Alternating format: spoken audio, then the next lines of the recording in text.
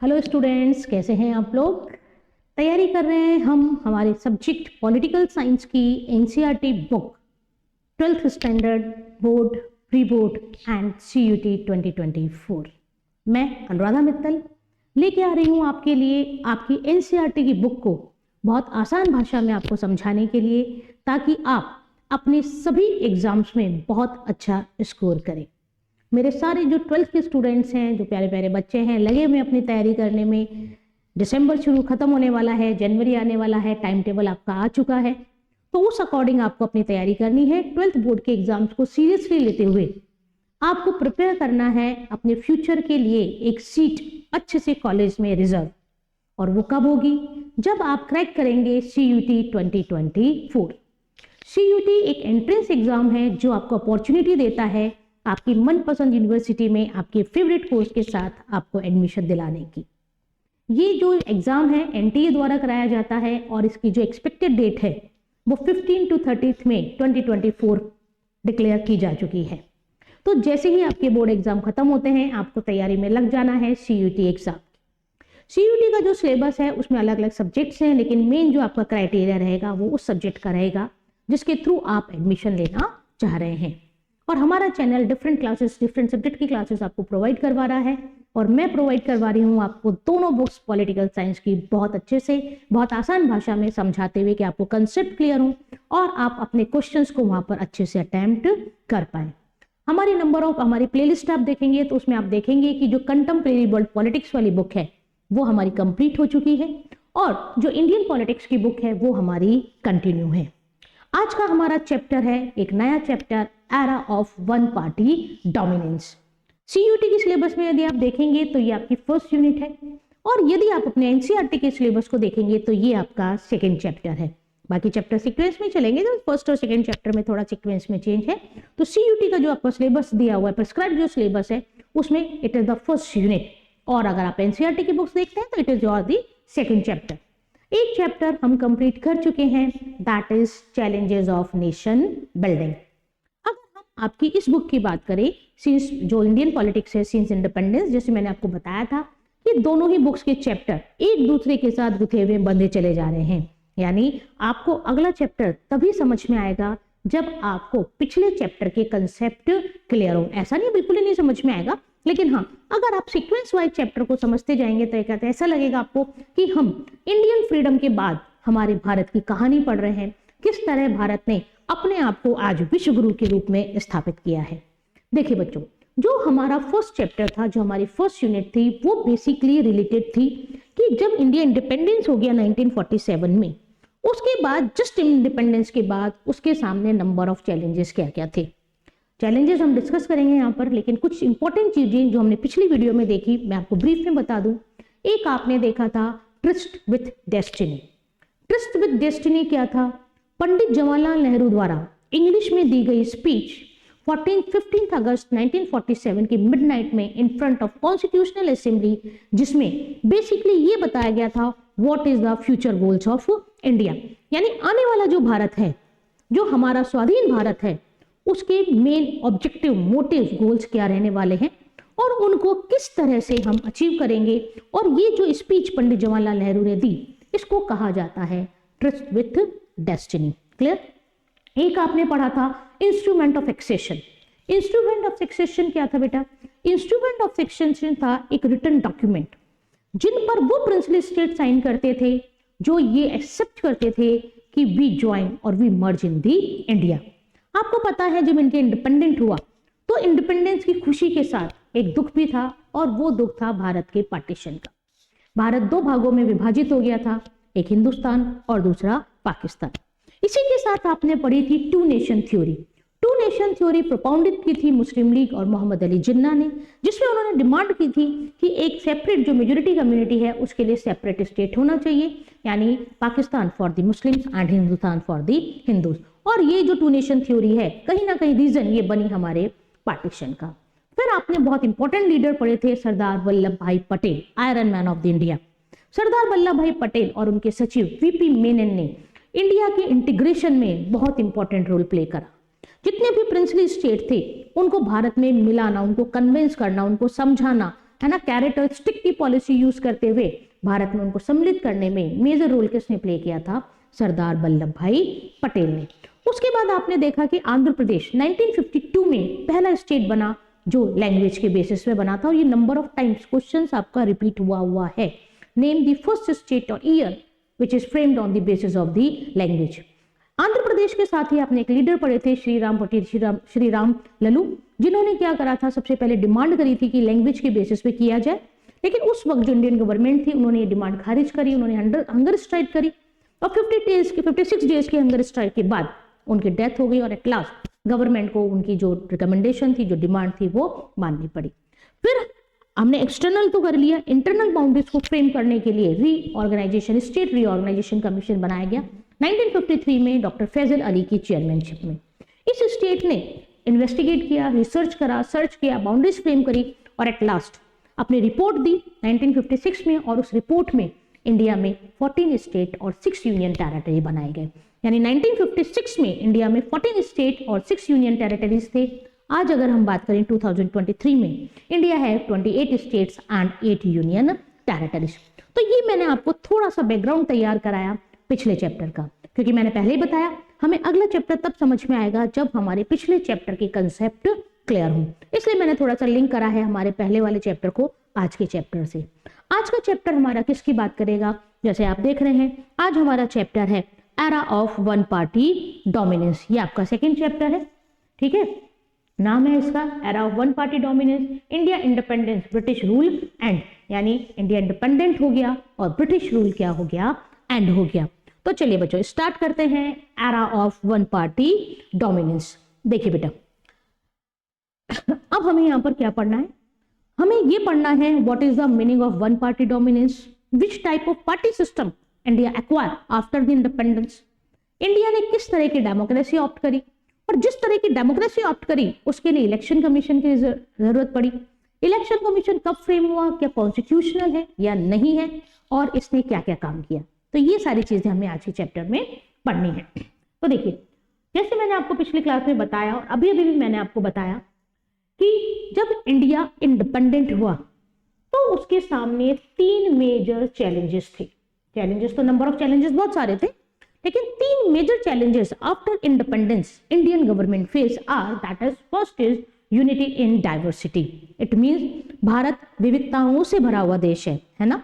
आपको पता है जितनी डाइवर्सिटी इंडिया में है शायद और किसी कंट्री में ही हो। अब जो इंडियन गवर्नमेंट थी उसे पता था कि हमारे भारत में विविधता है और हमारा मोटिव उस विविधता को खत्म नहीं करना, हमें डाइवर्सिटी को खत्म नहीं करना, हमें डाइवर्सिटी को मेंटेन करते हुए उनमें यूनिटी लाना है। और पहला चैलेंज यही था कि डिफरेंट टाइप्स ऑफ कम्युनिटी को इस तरह से स्टैब्लिश करना, इस तरह से फ्रेम करना अपना गवर्निंग सिस्टम कि सबके जो बेनिफिट्स हैं, सबके जो राइट्स हैं, सबकी जो इक्वलिटी है वो सिक्योर होते हुए सब में क्या आ जाए, यूनिटी आ जाए। ओके, सेकेंड चैलेंज था एस्टैब्लिशमेंट डेमोक्रेसी। इंडियन पीपल्स को पता था कि डेमोक्रेसी का क्या महत्व है, क्योंकि हम डेमोक्रेटिक नहीं थे, हम एक कॉलोनी थे ब्रिटेन की जो हमें टॉर्चर कर रहा था। लेकिन जब हम इंडिपेंडेंट हुए तब तक हमें समझ में आ गया कि एक व्यक्ति को अच्छा जीवन जीना है तो कौन सी सरकार में संभव है? लोकतांत्रिक सरकार में संभव है। Democratic government plays an important role to be, आप कह सकते हैं, development of wellbeing each and every individual. और तीसरा चैलेंज था development and wellbeing of each and every individual of a country. यानी हमें कंट्री का डेवलपमेंट करना है और जितने भी कंट्री के पीपल्स हैं उनको एक good quality of life provide करना है, सबकी जो बेसिक नीड्स है उनको पूरा करना है, जो बहुत ज्यादा डिस्क्रिमिनेशन है उनको कम करना है। और ये सारे नंबर ऑफ चैलेंजेस किसके सामने थे? इंडियन गवर्नमेंट के सामने थे। पहला यूनिटी इन डाइवर्सिटी, दूसरा एस्टैब्लिश डेमोक्रेटिक गवर्नमेंट, और तीसरा था development and wellbeing of each and every individual of the India. ठीक है, ये तीनों चैलेंजेस थे, ये हमने पिछले वीडियो में भी आपको मिलेंगे। अब देखिए क्या होता है, अब इन चैलेंजेस से फाइट करने के लिए इंडिया ने किसकी तरह से रोल प्ले किया वो हमें यहाँ पे देखना है। The Constitution was adopted on 26 November 1949 and signed on 24 January 1950 and came into effect on 26 January 1950. At that time, the country was being ruled by the interim government. देखिए बहुत सारी इंटरेस्टिंग चीजें आपको यहाँ पे पता लगने वाली है। इंडिया इंडिपेंडेंट होता है 1947 में। उससे पहले इंडिया ब्रिटेन की कॉलोनी था। हमारा कोई कॉन्स्टिट्यूशन नहीं था, हमारे अपने कोई रूल एंड रेगुलेशंस नहीं थे। जितने भी एक्ट अप्रूव किए जा रहे थे, हम पे लागू किए जा रहे थे, वो कौन बनाती थी? ब्रिटिश पार्लियामेंट बनाती थी। लेकिन अब वो समय था जब इंडिया इंडिपेंडेंट हो गया, पार्टीशन हो गया, पाकिस्तान अलग है, इंडिया अलग है, पाकिस्तान की कॉन्स्टिट्यूशनल असेंबली अलग है, इंडिया की कॉन्स्टिट्यूएंट असेंबली अलग है। ये पिछली वीडियो में मैंने आपको बताया था। कितने मेंबर्स की? 389 मेंबर्स की थी। पार्टीशन हुआ तो 90 मेंबर्स कहां चले गए? पाकिस्तान में चले गए। और एट लास्ट इंडिया की कॉन्स्टिट्यूशनल असेंबली में कितने मेंबर हो गए? 299। ठीक है। अगर इंडिया की कॉन्स्टिट्यूशनल असेंबली की बात करें तो कॉन्स्टिट्यूशनल असेंबली की पहली मीटिंग हुई थी 9 दिसंबर 1946 को। फ्रेम हो गई थी 6 दिसंबर 1946 को, लेकिन जो पहली मीटिंग हुई कॉन्स्टिट्यूएंट असेंबली की वो हुई थी 9 दिसंबर 1946 को। यानी हमारी संविधान सभा ने संविधान बनाना प्रारंभ कर दिया। देखिए हमारा टॉपिक संविधान सभा नहीं है तो बहुत ज्यादा डिटेल में नहीं जाएंगे, लेकिन कुछ फैक्ट्स हैं जो आपको पता होना जरूरी है। तो 9 दिसंबर 1946 से लेके 24 नवंबर 1949 तक संविधान सभा ने लगभग 3 वर्ष, 2 वर्ष 11 महीने 18 दिन, यूं कहा जाता है 2 years 11 months 10 days में हमारा संविधान बनकर तैयार हुआ। आपको पता है Indian constitution is the largest constitution, is the biggest constitution of the world. यानी भारत का संविधान जितना बड़ा है, विश्व का कोई भी संविधान इतना व्यापक और इतना डिटेल्ड में नहीं है। ठीक है। यानी इस टाइम तक क्या हुआ? कॉन्स्टिट्यूशन बनकर तैयार हो गया। ठीक है। 26 नवंबर 1949। अब क्या हुआ? 24 नवंबर 1949 तक हो गया। अब क्या हुआ? अडॉप्ट हमने इसको कर लिया 26 नवंबर 1949। ठीक है। यानी हमारा संविधान कब हमने अडॉप्ट कर लिया? क्या हमने क्लियर कर लिया कि आज 26 नवंबर 1949 को संविधान बिल्कुल रेडी था, एकदम कंप्लीटली रेडी था, और चाहते हमारे कॉन्स्टिट्यूशन मेकर्स तो उसी दिन वो संविधान लागू हो सकता था। यानी 26 नवंबर 1949 तक हमारा पूरा संविधान बनके तैयार हुआ। लेकिन इस संविधान को अप्लाइड कब किया गया? 26 जनवरी 1950, यानी लगभग 2 महीने बाद हमारे संविधान को लागू किया गया। तो बच्चों आपके दिमाग में क्वेश्चन आता होगा कि क्यों नहीं हमारी कॉन्स्टिट्यूएंट असेंबली में 26 नवंबर 1949 को ही कॉन्स्टिट्यूशन क्यों अप्लाइड नहीं कर दिया? जब आपके पास सब कुछ तैयार है, लिखा हुआ है, साइन भी हो जाते, साइन होना कोई बहुत बड़ी बात नहीं थी, लेकिन साइन बाद में करवाए गए क्योंकि इंटीमेशन ये थी कि हम इसको आज नहीं लागू करेंगे, हम इसको 26 जनवरी को लागू करेंगे। तो ऐसा क्यों? तो देखिए मैं आपको बहुत इंटरेस्टिंग फैक्ट बताऊं। हमारे भारत ने जब इंडिपेंडेंट नहीं था तो अपना फर्स्ट इंडिपेंडेंस डे सेलिब्रेट किया था 26 जनवरी 1930 को। अब आपके दिमाग में फिर क्वेश्चन आएगा, इंडिपेंडेंट तो हम 1947 में हुए और इंडिपेंडेंस डे हम सेलिब्रेट कर रहे हैं 1930 में, how it is possible? Yes it is possible. तो देखिए सुनिए, 28 दिसंबर 1885 को किसकी एस्टैब्लिशमेंट होता है? भारतीय राष्ट्रीय कांग्रेस, कांग्रेस की स्थापना होती है। ठीक है। जो आज एक पॉलिटिकल पार्टी है, उस वक्त ये पॉलिटिकल पार्टी नहीं थी। आए यहां तक बात समझ में? और ये माना जाता है कि इसी डेट से भारत में नेशनल मूवमेंट स्टार्ट हो गया। यानी हमारी स्वतंत्रता का राष्ट्रीय आंदोलन का प्रारंभ कब से माना जाता है? 28 दिसंबर 1885 से, क्योंकि उस दिन कांग्रेस की स्थापना हुई थी। यहां तक आ गई बच्चों बात समझ में? अब जब ये कांग्रेस का एस्टैब्लिशमेंट हुआ तो इसमें एक बात तय की गई कि अब हर साल हम कांग्रेस का सेशन बुलाएंगे, एक वार्षिक अधिवेशन करेंगे। इस तरह से 1885, 1886, 1887 इस तरह से कांग्रेस के सेशन होते रहे। ऐसे ही सेशन में एक सेशन होता है दिसंबर 1929 में, और इस सेशन को कहा जाता है लाहौर सेशन। उस वक्त लाहौर भारत का ही पार्ट था, पार्टीशन नहीं हुआ है अब तक। ठीक है। दिसंबर 1929 में कांग्रेस का सेशन कहां पर आयोजित किया जाता है? लाहौर में आयोजित किया जाता है। इसको लाहौर सेशन भी कहते हैं। और जब भी कोई सेशन होता था तो उसको चेयरमैन कोई ना कोई उसका अपॉइंट किया जाता था। जैसे पहला जब सेशन हुआ 28 दिसंबर 1885 को, तो डब्ल्यू सी बैनर्जी उसके अध्यक्ष थे। अब ये जो दिसंबर 1929 में जो अधिवेशन हो रहा है, दिसंबर 1929 में जो अधिवेशन हो रहा है, इसकी अध्यक्षता की थी पंडित जवाहरलाल नेहरू ने। और देखिए क्या हुआ, इस सेशन की सबसे इंपॉर्टेंट बात क्या है कि इस सेशन में ही ये डिसाइड किया गया कि आने वाले सालों में हम हर 26 जनवरी को स्वतंत्रता दिवस के रूप में सेलिब्रेट करेंगे। डिसाइड कब हो रहा है? दिसंबर 1929 में। तो ऑब्वियसली सेलिब्रेट कब होगा? आने वाली 26 जनवरी, यानी 26 जनवरी 1930। यानी परतंत्र भारत में, स्वाधीन भारत नहीं हुआ तब उसने अपना पहला स्वाधीनता दिवस कब मनाया?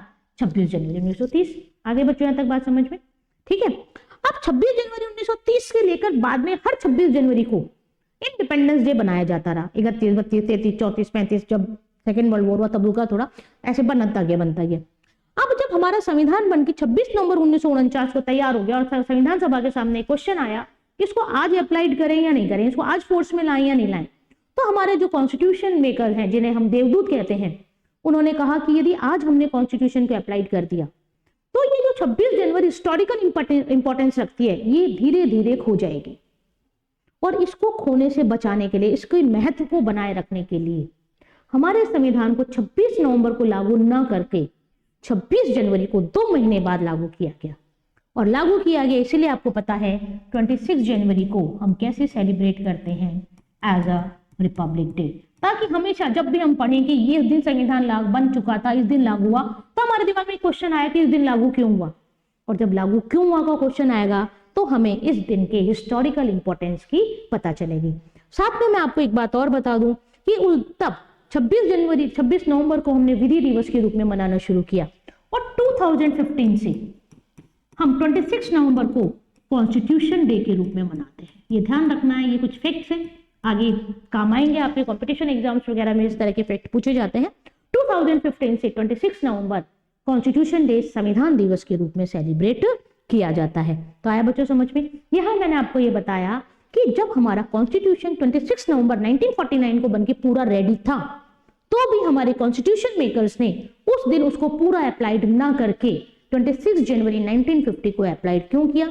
और मैंने आपको समझाने की कोशिश करी what is the historical importance of 26 January 1930। Okay, अब देखिए आगे की हम बात करते हैं। अब देखिए संविधान सभा ने संविधान बनाना शुरू किया 1946 से और संविधान बनके तैयार हो गया 1950 में। और अभी हम थोड़ी देर में पढ़ेंगे हमारे यहाँ पहले लोग इलेक्शन, जनरल इलेक्शन हुए 1952 में और उसके बाद हमें हमारी पहली गवर्नमेंट मिली। ठीक है, यहां तक क्लियर? तो what is done, who rule the government, who run the country between this period? और इस पीरियड में जिसने कंट्री को रूल किया, जिसने कंट्रीज के रूल एंड रेगुलेशंस बनाए, उसको ही हम क्या कहते हैं? Interim government. ये भी आपसे बच्चों क्वेश्चन पूछा गया है, what is the meaning of interim government और what is the role of interim government in Indian history. देखिए, at that time the country was being ruled by interim government. अब इंटरिम गवर्नमेंट का meaning समझे। The interim government was formed as a provisional government between an imperial structure and a democratic structure. आए बात समझ में? यानी interim government, interim मतलब बीच में, यानी इंटरिम गवर्नमेंट एक छोटे पीरियड के लिए बनी जब हम डेमोक्रेटिक होने से और कॉलोनियल रूल से निकलने का जो हमारा बीच का पीरियड था, उस बीच के पीरियड में जिसने हमारे देश के शासन को संभाला, जिसने हमारे देश को संभाल के रखा, उसके शासन चलाया, उसको हम क्या कहते हैं? इंटरिम गवर्नमेंट कहते हैं। Till 15 August 19 when India became independent and was partitioned into India and Pakistan. The interim government was formed from the Constituent Assembly which was elected in August 1946. यानी ये जो इंटरिम गवर्नमेंट के members थे वो कहां से चुने गए? तो ये इंटरिम गवर्नमेंट के जो मेंबर्स थे वो कॉन्स्टिट्यूएंट असेंबली में से ही चुने गए थे। वो पीपल्स जब अगस्त 1946 में इसके इलेक्शन हुए कॉन्स्टिट्यूएंशियल असेंबली के, इसी में से लीडर्स को क्या बना दिया गया? किसके मेंबर बना दिया गया?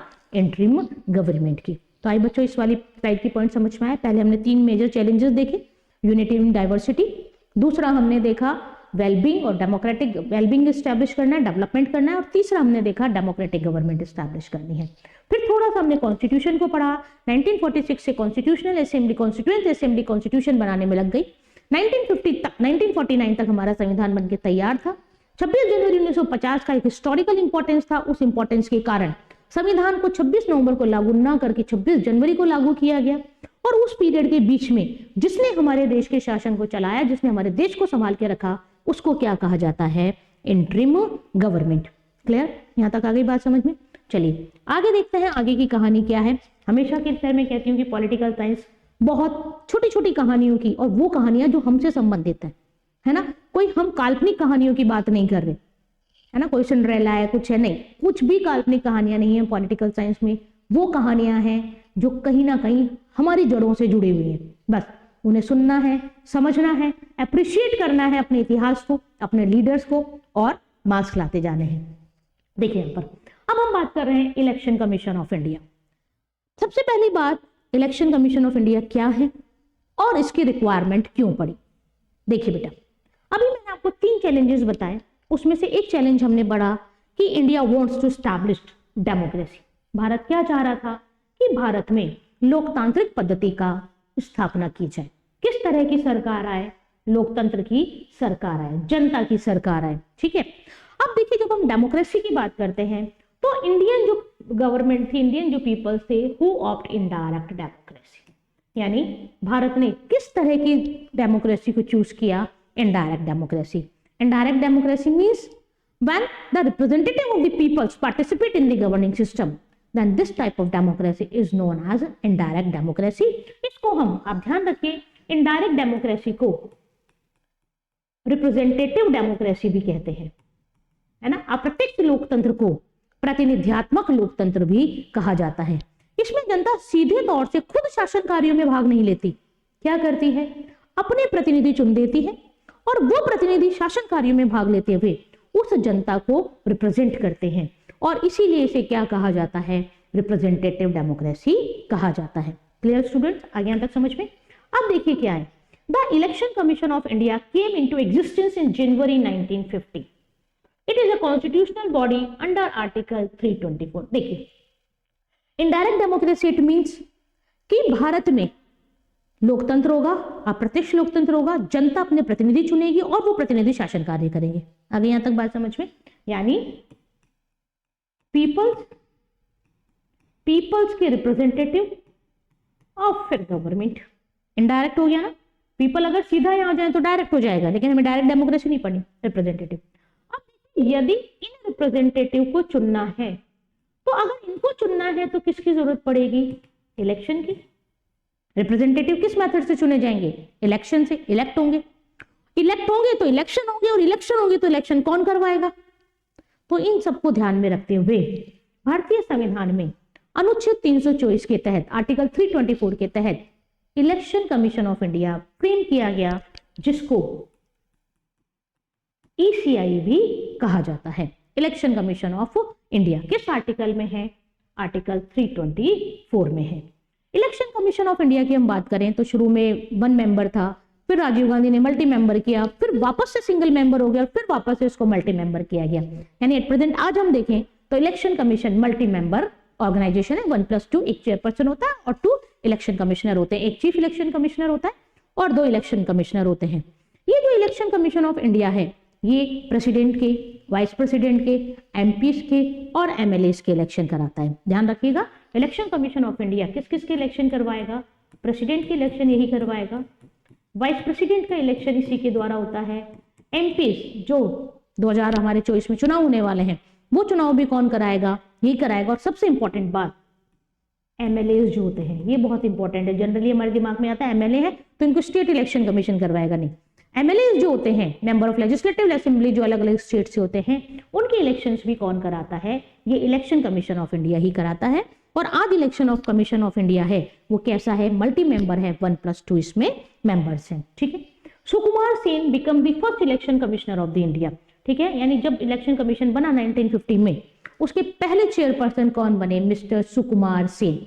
और क्या आप बता सकते हैं करंट चेयरपर्सन कौन है हमारे इलेक्शन कमिश्नर की, कमीशन की? देखिए, सर्च कीजिए, ढूंढ के रखिए। ठीक है, Sukumar Sen first election commissioner थे और आपको क्या बताना है? करंट इलेक्शन कमिश्नर कौन है? ठीक है, अभी जो हमारे राजस्थान विधानसभा के चुनाव में वो भी किसके निर्देशन में हुए? करंट, इस वक्त भी हमारे करंट चीफ इलेक्शन कमिश्नर कौन है? ठीक है, ये तो ये बात हो गई। इनडायरेक्ट डेमोक्रेसी को एस्टैब्लिशमेंट करने के लिए, रिप्रेजेंटेटिव को चुनने के लिए इंडिया को इलेक्शन की जरूरत थी, और इलेक्शन करवाने के लिए, फ्री और फेयर इलेक्शन करवाने के लिए किसको फ्रेम किया गया? इलेक्शन कमीशन ऑफ इंडिया को फ्रेम किया गया। और ध्यान रखिएगा, उस वक्त ये सिंगल मेंबर था। 1950 से लेकर अप्रोक्स आई थिंक 1989 तक ये सिंगल मेंबर रहा था। फिर 1990 में मल्टी मेंबर किया गया, फिर 1990 में ही सिंगल मेंबर कर दिया गया, और फिर इसको बाद में मल्टी मेंबर किया गया। लेकिन जिस टाइम पीरियड की हम बात कर रहे हैं, इस टाइम पीरियड में सिंगल मेंबर ही ये इलेक्शन कमिश्नर है। ठीक है, अब देखिए क्या हुआ, इलेक्शन कमीशन बन गया। अब उसको क्या कराने थे, भारत के चुनाव करवाने थे, पहले जनरल इलेक्शन इंडिया में। लेकिन जैसे इंडियन गवर्नमेंट के सामने चैलेंजेस थे, वैसे ही इलेक्शन कमीशन के सामने भी बहुत ज्यादा नंबर ऑफ चैलेंजेस थे। ठीक है, क्या क्या चैलेंजेस थे, पहले मैं आसान भाषा में बता रही हूँ, फिर हम स्लाइड में पढ़ेंगे इसको। देखिए, इलेक्शन कमीशन जो फ्रेम हुआ, उसका मोटिव था भारत में फ्री और फेयर इलेक्शन करवाना। क्लियर। लेकिन जब आप इलेक्शन करवाते हैं, तो अभी भी आप अगर बच्चों देखते हो, थोड़ा बहुत आप अपने आसपास देखते हो, इलेक्शंस को देखते हो, तो देखिए आपने देखा होगा कितनी सारी तैयारी गवर्नमेंट को करनी पड़ती है। पोलिंग बूथ बनाना, इलेक्टोरल रोल तैयार करना, ये देखना कि 18 साल का कोई व्यक्ति हो गया, उसका नाम जुड़ा है या नहीं जुड़ा है, कॉन्स्टिट्यूएंसी में डिवाइड करना, डिलिमिटेशन करना, जनगणना करना, उस आधार पर बांटना, चुनाव करना, गिनती करना और फिर इलेक्शन देना, कोई बहुत रिजल्ट देना, वर्डिक्ट लाना। लेकिन इतना आसान नहीं है ये। और आप सोचिए, हम 1950 के भारत में इलेक्शन कराने की बात कर रहे हैं, तब उनके सामने क्या क्या नंबर ऑफ चैलेंजेस है। सबसे बड़ा चैलेंजेस तो ये था, it is the first experiment. Actually क्या होता, हमेशा जो नंबर ऑफ प्रॉब्लम्स खड़ी होती हैं वो पहले एक्सपेरिमेंट में ही होंगी। उसके बाद तो क्या होगा, जब हम पहली बार उसको कर लेंगे तो हमारे सामने नंबर ऑफ जो प्रॉब्लम्स है वो सॉल्व हो जाएंगी। पहले एक्सपेरिमेंट में पता नहीं होता कि प्रॉब्लम्स क्या क्या आएंगी, क्या क्या, जैसे जैसे आते जाते हैं उनको सॉल्व करते जाते हैं। तो जब उसी काम को हम सेकेंड टाइम करते हैं, तब क्या होगा, वो मेहनत, वो चैलेंजेस कम हो जाते हैं। आ रही है बात समझ में। तो क्या हुआ, अब जो इलेक्शन कमीशन था उसको कराना था, तो सबसे बड़ा चैलेंज तो यही था, it is the first experiment, यानी भारत पहला चुनाव करा रहा था। और देखिए, भारत के दिमाग में क्लियर था कि हमें डेमोक्रेटिक गवर्नमेंट स्टैब्लिश करनी है, और हमें डेमोक्रेटिक गवर्नमेंट स्टैब्लिश करनी है तो हमें फ्री और फेयर इलेक्शन चाहिए। और भारत के दिमाग में यह भी था कि हम जो इलेक्शन करवाएंगे वो यूनिवर्सल सफरेज के बेसिस पर कराएंगे। मेरी बात समझ में, यानी वयस्क मताधिकार में बता चुकी आपको पिछली वीडियो में, उस वक्त हमारे एडल्ट एज थी 21 ईयर, यानी हर 21 साल का व्यक्ति जो कम से कम 21 वर्ष की आयु पूरा कर चुका है, he or she was eligible to vote. ठीक है, कोई डिस्क्रिमिनेशन नहीं, ना रेस के बेस पे, ना कास्ट के बेस पे, ना जेंडर के बेस पे, ना आपकी इकोनॉमिक कंडीशन के बेस पे, कोई डिस्क्रिमिनेशन नहीं। Every adult citizen have right to vote without any discrimination. दूसरा इनके दिमाग में था। तीसरा देखिए, only 15% population of India is literate, यानी अगर आप 15% को छोड़ दें तो पूरा भारत इलिटरेट था। कैसे समझाएं उन्हें, कैसे कन्विंस करें, कैसे बताएं इलेक्शन कमीशन क्या होता है, कैसे आप वोट डालने जाएंगे, क्या वहां पढ़ पाएंगे, क्या नहीं पढ़ पाएंगे, ये सारे नंबर ऑफ चैलेंजेस उनके पास थे। इलेक्टोरल रोल बनाने में बहुत बड़ी बड़ी प्रॉब्लम आई। जैसे मतलब पहले की जो लेडीज होती थी, उनको नाम, अपने नाम ही याद नहीं रहते थे ना, फलां की बीबी, फलां की बहन, फलां की ये, फलां की वो, फलां भी कहीं आ गए नहीं। जैसे मान लीजिए शाम की बीबी, शाम की बहन, अब शाम कहीं है, तो उसमें भी इलेक्शन कमीशन को काफी सारी प्रॉब्लम्स आई। तो इतनी सारी प्रॉब्लम्स को चैलेंज करते हुए इलेक्शन कमीशन भारत में पहला इलेक्शन करवाता है। और देखिए, बताते हुए बहुत फक्र महसूस होता है, बिल्कुल स्ट्रांगली, बहुत सक्सेसफुली। जनरली जो लोग थे, आप बुक में आप पढ़ेंगे तो देखेंगे काफी सारे लोगों ने क्रिटिसाइज किया था। ग्रेटेस्ट गैम्बल कहा गया था इसको, कि जुआ है ये, तो हो गया तो हो गया, नहीं हुआ तो नहीं हुआ। लेकिन इलेक्शन कमीशन ने सभी चीजों को ध्यान में रखते हुए, बहुत फख्र की बात है, 1952 में, अक्टूबर 1951 से 52 तक हमारे पहले जनरल इलेक्शन चला, और 1952 में election commission have prove himself that he conduct free and fair successful first general election in the India. एक सीट पर 4 कैंडिडेट खड़े हुए, और देखिए सबसे बड़ी बात क्या है, उस वक्त जो कैंडिडेट डिफीट हुए, उन्होंने भी एक्सेप्ट किया कि ये इलेक्शन फ्री और फेयर थे। आज तो क्या होता है, अगर कोई कैंडिडेट डिफीट है तो वो ये सोचता है कि मैं अपनी हार का जो ठीक रहा है वो किसके सर फोड़ू, नहीं ईवीएम के सर फोड़ू, किसके सर फोड़ू, किसको जिम्मेदार बताऊं अपनी हार का, किसी ना किसी के प्रति हम ब्लेम कर दें। लेकिन उस वक्त 1950 में जो पहला जनरल इलेक्शन हुआ 51 से 52 तक, वो बिल्कुल ये माना गया कि भारत ने लोकतांत्रिक रूप से सफल होकर पहला बहुत ही सबल इलेक्शन करवाया। सबसे इंपॉर्टेंट बात, defeated candidate also accept that this election was free and fair and completely successful। तो आया बच्चों इलेक्शन कमीशन ऑफ इंडिया समझ में। देखिए, challenges faced by the election commission of India before first general election, यानी जो पहले जनरल इलेक्शन होने थे 1951 से लेकर 1952 तक, उस वक्त इंडियन के सामने क्या क्या चैलेंजेस थे। डिलिमिटेशन ऑफ इलेक्टोरल कॉन्स्टिट्यूएंसी, ये मैंने अभी आपको बताया, free and fair elections, absence of electoral rolls, preparing the election rolls was a huge task as many citizens were eligible to vote. Illiterate population did not know details like wife of and daughter of 15% voter illiterate out of 17 crore eligible voters. Because of this, special method of voting was needed. Lack of resources, उस वक्त इतने resources नहीं थे. पहले और दूसरे elections में steel boxes का प्रयोग हुआ. 3rd से लेकर 14 तक बैलेट पेपर आया. और आप तो पता है आपको, अब तो वोट से डरते हैं, electronic voting machine EVM. But finally, India was successfully conduct the first general election in independent India. General election were held in between 25th October 1951 and 22nd February 1952. इसलिए जब भी आप ईयर देखेंगे ना तो जनरल इलेक्शन का year generally 1952 होता है. Feb 1952 में कंप्लीट हो गया था. At that time 14 national parties participate in the first general elections. ये आपको ध्यान रखना है क्योंकि ये भी आपके MCQs में पूछा जाता है. What number of national party participate in the first general election? तो आए बच्चों समझ में. ये क्या था आपका इलेक्शन कमीशन ऑफ इंडिया. और ध्यान रखिए, election commission of India is a constitutional body. Constitutional body means it is explain in the constitution under article 324. Clear. अब देखिए, अब आगे की कहानी सुनते हैं. आगे क्या पढ़ना है हमें? One party dominance. It is very important. One party dominance का मतलब क्या है? हम कैसे कहते हैं कि इंडिया में वन डोमिनेंस पार्टी का पीरियड कौन सा है और उस पीरियड को किस तरह से वन पार्टी डोमिनेंस के उससे हम इंडिकेट करते हैं, उससे उसको हम रिलेट करते हैं. ठीक है, चलिए देखते हैं बेटा. पहली बार तो ये समझिए वन पार्टी डोमिनेंस का मतलब क्या है. क्या है वन पार्टी डोमिनेंस? देखिए, one party dominance does not imply that the country is not based on democratic values and the belief, rather it reflects a strong played by one party political party. India is characterized by a multi-party system offering ample choice to the voters, and number of parties exist along with the Congress like the Communist, Socialist, Swatantra, but none of them could challenge the influence of the Congress. Along with the parties, the country also has an independent election commission to ensure free and fair election or regular intervals. आई कहानी समझ में? चलिए मैं समझाती. ठीक है, one party dominance का मतलब क्या है? सबसे पहले आप ये ध्यान रखिए, from 1950 to till today India है मल्टी पार्टी सिस्टम. यानी भारत में शुरू से लेके आज तक किस तरह का सिस्टम रहा है? मल्टी पार्टी सिस्टम रहा है, बहुदलीय प्रणाली रही है. आप याद करिए, हमने जब हमारा वो वाला चैप्टर पढ़ा था डिसइंटीग्रेशन ऑफ यूएसएसआर, उसमें मैंने आपको सिंगल पार्टी, बाई पार्टी और मल्टी पार्टी आपको बताए थे. अब हम यहाँ पे मल्टी पार्टी का बात कर रहे हैं. मल्टी पार्टी सिस्टम क्या होता है? जहां इलेक्शंस में number of political parties participate करती हैं और जो पावर है वो डिफरेंट पार्टीज के बीच में रोटेट होती है and there is a chance of coalition government. गठबंधन की सरकार बनने की भी संभावना यहाँ पर होती है, उसे हम मल्टी पार्टी सिस्टम कहते हैं. लेकिन जनरली देखिए, वन पार्टी डोमिनेंस को देखकर ऐसा ना सोच लें आप कि इंडिया में डेमोक्रेसी नहीं थी. इंडिया में डेमोक्रेसी थी, मल्टी पार्टी थी, बहुत सारी पार्टीज इलेक्शन में पार्टिसिपेट करती थी, इलेक्शन फ्री और फेयर होते थे, पीपल्स के पास अपनी चॉइस होती थी, ओपन चॉइस है, वो चाहे जिसको वोट दे चाहे जिसको वोट ना दे, कोई भी उनको प्रेशर नहीं करता था. आई बच्चों तक बात समझ में? इसी पन्ना में, इसी एनवायरमेंट में भारत में फर्स्ट जनरल इलेक्शन हुए 1951 से 52. अभी अभी आपने देखा.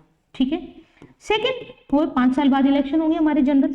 सेकेंड इलेक्शन हुए 1957 में और थर्ड जनरल इलेक्शन होते हैं 1962 में.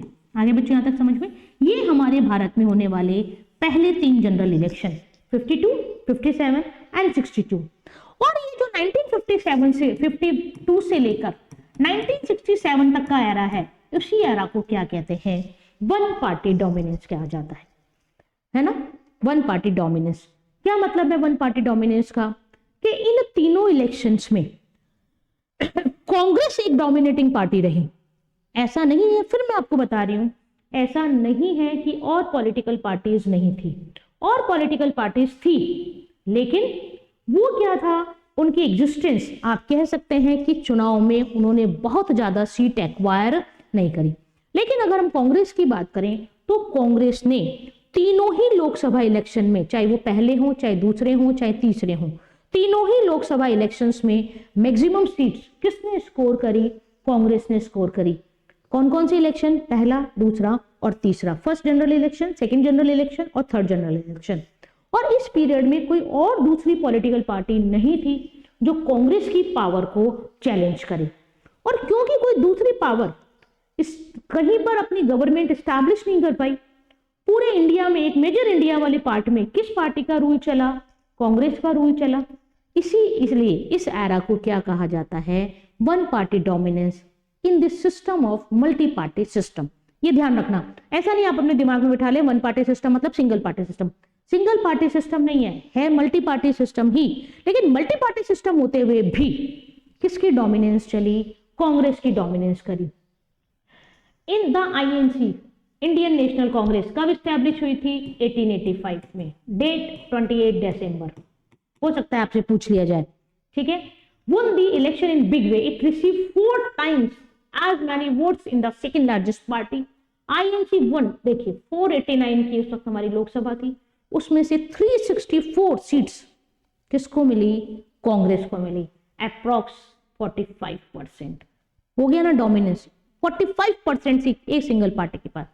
सेकेंड जनरल इलेक्शन में आप देखिए 371, थर्ड जनरल इलेक्शन में 361। हाँ थोड़ा सा डिक्लाइन हो रहा है लेकिन विनिंग में कोई प्रॉब्लम नहीं आ रही है, उतनी ही उनकी, ठीक है। 64, फिर 71, फिर 61, मैंने आसपास घूम रहे हैं, ठीक है।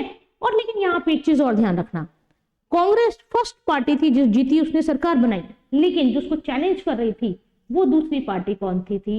कम्युनिस्ट पार्टी ऑफ इंडिया थी, सीपीआई थी, जिसने 16 सीट्स ली और 10.6% सीट्स इसने एक्वायर करी टोटल का। तीसरी भारतीय जनसंघ, जिसको कितनी सीट मिली? 3 सीट मिली। ये हम फर्स्ट जनरल इलेक्शन की बात करें। आई बच्चों यहाँ तक बात समझ में? तो क्या हुआ? ये मतलब था आपका वन पार्टी डोमिनेंस का मतलब। वन पार्टी डोमिनेंस मतलब तीनों जनरल इलेक्शन में नंबर ऑफ पार्टीज ने चुनाव लड़ा, लेकिन कौन सी पार्टी चुनाव जीत कर आती रही? कांग्रेस पार्टी चुनाव जीत कर आती रही। और लगातार 3 इलेक्शन में अच्छी खासी मेजोरिटी थी, 45 to 50% मेजोरिटी लाकर जो एस्टैब्लिशमेंट हुआ उसे क्या कहा गया? वन पार्टी डोमिनेंस का। वन पार्टी डोमिनेंस इन मल्टी पार्टी सिस्टम। अब क्वेश्चन उठता है क्यों? जब और पॉलिटिकल पार्टीज थी, इलेक्शन में पार्टिसिपेट कर रही थी, इलेक्शन फ्री एंड फेयर थे, पीपल्स अपनी इच्छा से वोट दे रहे थे, तो भी कांग्रेस की डोमिनेंस क्यों नहीं? बाकी पार्टीज की डोमिनेंस क्यों नहीं रही? तो देखिए ये है reason of the Congress dominance, यानी ऐसे क्या कारण थे जिनसे कांग्रेस की डोमिनेंस रही। तो देखिए बेटा, रीजन ऑफ कांग्रेस डोमिनेंस क्या क्या कारण था? देखिए आपको पता है जितने भी इंपॉर्टेंट लीडर्स थे जिन्होंने नेशनल मूवमेंट में इंपॉर्टेंट रोल प्ले करा, वो सब किसके मेंबर थे? कांग्रेस के मेंबर थे। कांग्रेस एक ऐसी संस्था थी जो सभी तरह के वर्गों का प्रतिनिधित्व कर रही थी, represent all type of the people, richer, poor, higher caste, lower caste, labour, factories, industrial, सब किसके मेंबर थे? कांग्रेस के मेंबर थे। देखिए तो आपसे पूछा जा सकता है what are the reason behind the dominance of Congress. Period मैंने बता दिया, कांग्रेस डोमिनेंस का पीरियड है 1952 1967। और कितने इलेक्शंस हो चुके हैं? 3 जनरल इलेक्शंस हो चुके हैं। अप्रॉक्स 50% सीट्स कौन एक्वायर कर रही थी टोटल की? कांग्रेस।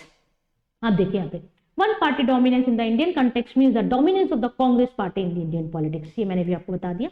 रीजंस देखिए, Congress leaders played an important role in the national movement and peoples were appreciate and favourite these leaders like Mahatma Gandhi, Pandit Nehru, Sardar Patel, Indira Gandhi etcetera, जो मैंने भी आपको बताया। हमारा देश गुलामी की आजादी से मुक्त हुआ था और वो मुक्त करने में, उस राष्ट्रीय आंदोलन में जिन लीडर्स ने इंपॉर्टेंट रोल प्ले किया वो जनता के फेवरेट थे, है ना, पसंदीदा थे। और वो ऑलमोस्ट किसको ज्वाइन कर रखा था उन्होंने? कांग्रेस को। महात्मा गांधी, सरदार वल्लभ भाई पटेल, पंडित जवाहरलाल नेहरू, ठीक है ना, मौलाना अबुल। हाँ बाद में इन लोगों ने अलग अलग जगह पार्टीज बनाई होंगी, लेकिन उस वक्त जब हम इस पीरियड की बात कर रहे हैं तो सारे इंपॉर्टेंट लीडर्स किस में इंक्लूडेड थे? कांग्रेस में थे, जनता के प्यारे थे, जनता के फेवरेट थे, तो ऑब्वियसली वो जीतने ही थे। No other political party is capable to challenge the Congress.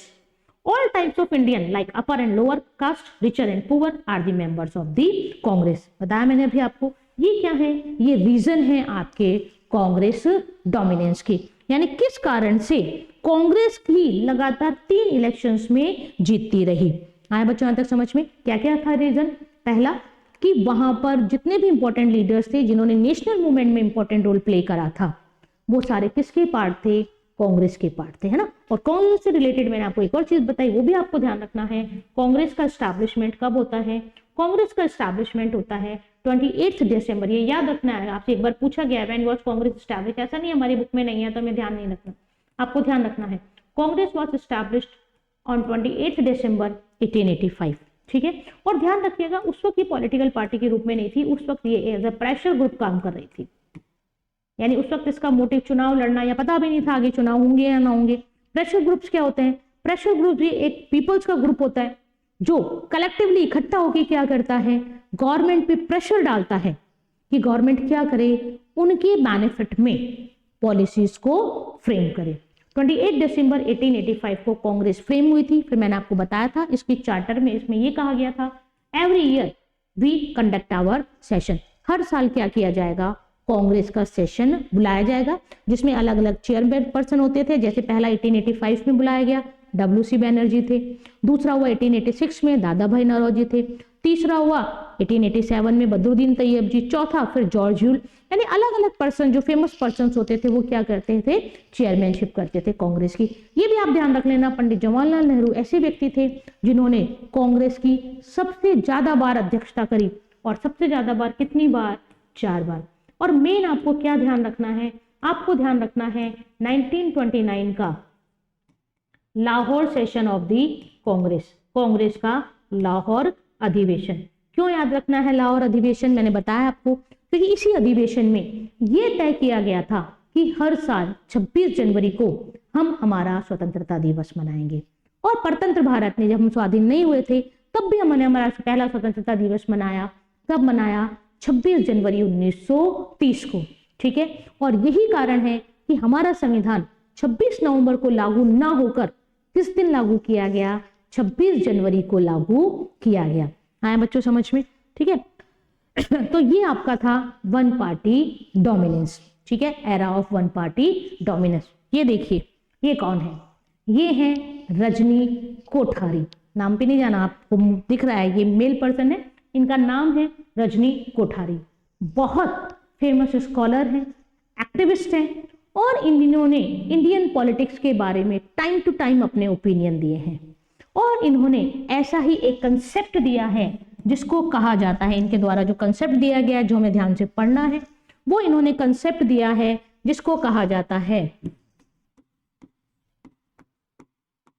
Congress system, ठीक है। आपसे पूछा गया है question, who gave the theory of Congress system, यानी कांग्रेस सिस्टम की अवधारणा किसने दी, and what is the meaning of this Congress system. इसको हम पढ़ेंगे हमारी नेक्स्ट वीडियो में, इसी वीडियो से लिंक करते हुए। तो देखा बच्चों आपने, आज की क्लास में हमने जाना क्यों हमारा कॉन्स्टिट्यूशन 26 नवंबर को अप्लाइड ना होकर 26 जनवरी को अप्लाइड किया गया। फिर हमने 3 जनरल इलेक्शंस की बात करी, 1952, 1957 एंड 1962। हमने ये देखा इन तीनों इलेक्शन में कांग्रेस एक मेजॉरिटी पार्टी थी जो रूल करती हुई निकली और उसने अपनी डोमिनेंस एस्टैब्लिश करी।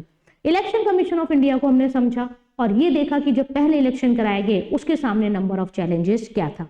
इन चैलेंजेस को सक्सेसफुली पार करते हुए भारतीय इतिहास में एक बहुत अच्छा मील का पत्थर साबित हुआ। Election commission of India successfully free और फेयर इलेक्शन करवाए और करवा रहा है और हमेशा करवाता रहेगा। जी जो कांग्रेस सत्ता में रही, दूसरी पॉलिटिकल पार्टीज थी, लेकिन वो पार्टीज पावर कैप्चर नहीं कर पाई। लगातार मेजर वोट किसके पास आते रहे, कांग्रेस के पास आते रहे, और इसीलिए इस एरा को 1952 टू 1967 वाले एरा को क्या कहा जाता है, era of one party dominance. बाकी की कहानी अगली वीडियो में। अभी आपकी यूनिट, अभी आपका चैप्टर कंप्लीट नहीं हुआ है। कुछ लीडर्स के बारे में हमें जानना है, कुछ पॉलिटिकल पार्टीज के बारे में हमें जानना है, और कुछ बची कुछ छोटी सी कहानी हमें जाननी है। फिर मिलेंगे एक और वीडियो में इस चैप्टर को पूरा करते हुए। बने रहिए एलिगेंट क्लासेस के साथ, देखते रहिए अपना मनपसंद चैनल, कमेंट करिए, शेयर करिए, डिमांड करिए। आपके एग्जाम आपके सर पर है, कोई क्वेश्चन नहीं आ रहा है, किसी टॉपिक में प्रॉब्लम है, प्लीज कमेंट करिए, हम कोशिश करेंगे उसको सॉल्व करने की। Have a good bye, all the best for your all the exams. Good bye.